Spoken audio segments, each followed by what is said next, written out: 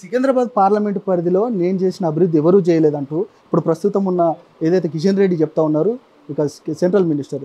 గతంలో 2004లోనే 185 బోర్లు పవర్ బోర్లు వేసినప్పుడు అంటే హైదరాబాద్ నగరానికి వాటర్ అంటే బ్రహ్మ విద్య లెక్క కనిపించింది. నీళ్ళకు ఖాళీ కుండలు, ఖాళీ బిందెలు, 24 గంటలు ఎక్కడ చూస్తే వీక్లో 2 టైంలు ధర్నాలు, కుండల ర్యాలీలు, బిందెల ర్యాలీలు, ఇవన్నీ.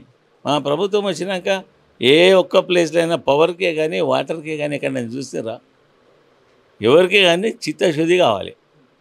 ఈ ప్రాంత ప్రజల కనీస అవసరాలు ఏముంటాయి?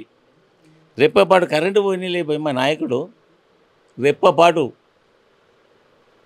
ఏదైనా ఫీడర్తో అవి ఏదైనా చేసి ఇది చేస్తే 5-10 నిమిషాలు తప్ప ఏమి తిప్పలు పడడో ఏం చేసిండో పబ్లిక్ అంతా అడిగారు. ఎట్లా తీసుకొస్తాడు పవర్ అని. ఒకప్పుడు కిరణ్ కుమార్ రెడ్డి అంటుండే రాష్ట్రం విడిపోతే ఈ ఎలక్ట్రిక్ వైర్లు ఏమున్నాయో ఆ వైర్ల మీద బట్టలు ఆరేసుకోవాలని చెప్తున్నాడే. మీరు లేరా ఈ రాష్ట్రంలో, ఈ నగరంలో మీరు లేరా? బట్టలు మీరు కరెంట్ తీగల మీద వేసిర్రా? జరగలేదు. అది ఇదంతా డెవలప్ చేసుకుంటూ పోయినా ఉన్నారు ప్రజలు.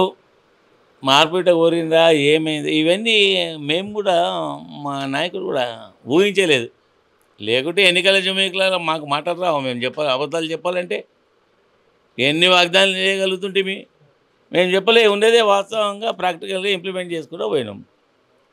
ఇక వాళ్ళు ఎన్ని వాగ్దానాలు ఎన్ని పెట్టిర్రో చేయగలుగుతామా?